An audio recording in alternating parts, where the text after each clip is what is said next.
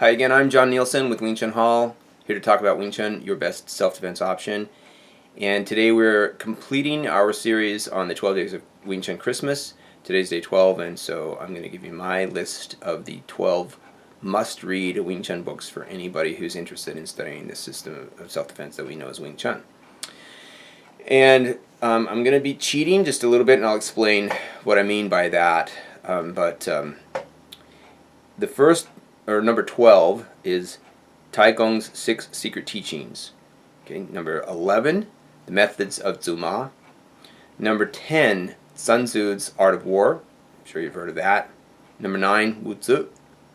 Number 8, Wei Lao Tzu, which should not be confused with Lao Tzu, the Taoist. Number 7, 3 Strategies of Huang Qigong. And number 6, Questions and Replies between Tong Taizong and Li Weigong. Okay? Now, here's why I am including all of these, because these are the 7 military classics that were on the military exams.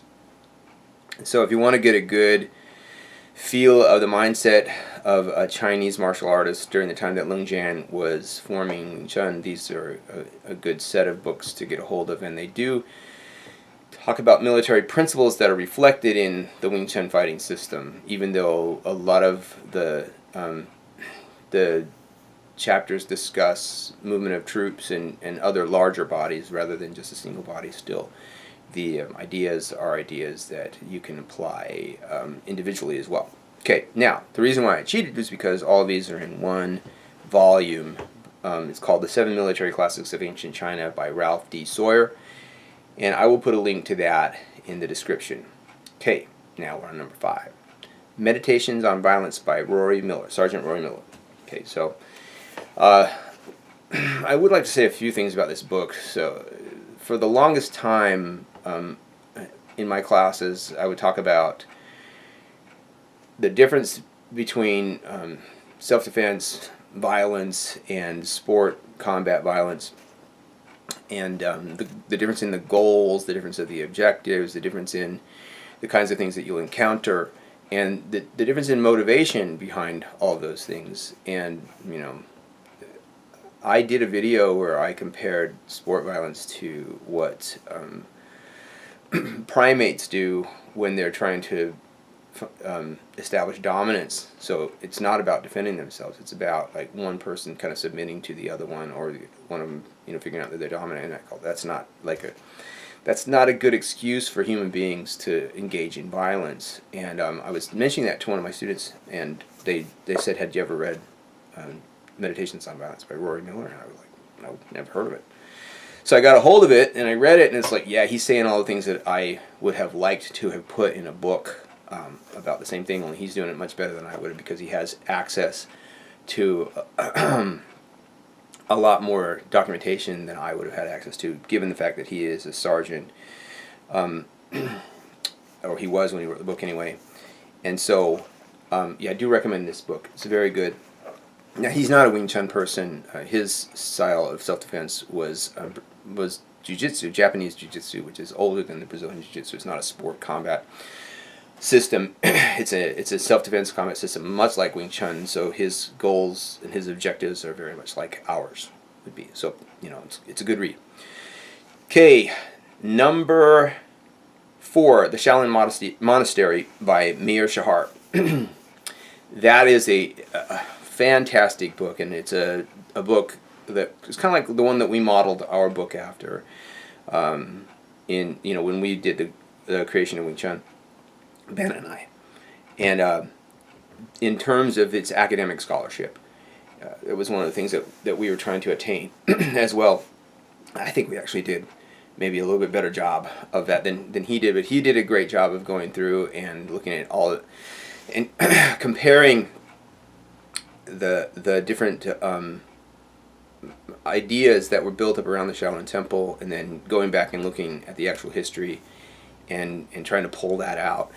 So that's also a great read for anybody who's doing any kind of Chinese self-defense system. It does do a good job of weeding out and separating the different kinds of systems. And since Wing Chun didn't actually come from Shaolin, but it had some Shaolin influence, it's also a good read. Okay, then the next one that I want to recommend is The Modern Art of Boxing by Daniel Mendoza, which was published in 1790 something. Okay, so modern in 1790. The reason why that's important is because Daniel Mendoza his system became popular at a very near to the time where Lung Jian was developing Wing Chun, and it had spread all across the world in different ways, and it is possible that Wing Chun was influenced by that system of self-defense.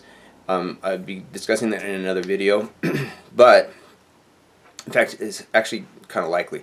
Daniel Mendoza was faced with some of the same challenges that Wing Chun is faced with, that it is a smaller person, because Daniel Mendoza was not a big person, who's going up against bigger people.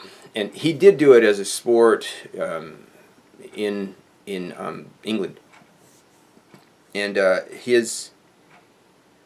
he was very successful at that system. Now, English boxing went through three distinct stages. One of the stages was no rules, but that's not really true, because there were rules. I mean, it's because always 1 against 1, and it was in an arena, and the audience couldn't get involved, and the referee, wasn't, he couldn't get involved, and he couldn't use weapons, etc. So there were rules to this. So it was just 2 people, but other than that, it was pretty much anything goes. And he was actually fighting during that time, and then after that there was Broughton's rules, which pretty much said if you go on the ground, the fight's over. Okay, and then finally after that there was the Marquis of Queensberry rules. So Mendoza was earlier than that. So like he was doing lots of anything goes stuff, which again is very much like what Wing Chun is all about. So it could have been that. And he came up with a lot of the same solutions that you find in the Wing Chun system. For instance, he has a very squared up stance, and he also uses his hands a lot like we do. They're back here and then they come out straight. He's using straight punches, much like our punches do. You'll find in the illustrations that he's doing a lot of leaning forward, and he did do that to some degree, and we also have that in Wing Chun, but he also he did a leaning back, just like what you find in the Wing Chun system. So reading Daniel Mendoza with a kind of a background in Wing Chun, so that you sort of understand it, helps you to understand what you're doing in Wing Chun. So after that, recommend Fencing by Walter Pollak. Again, I'll put a link to this in the description.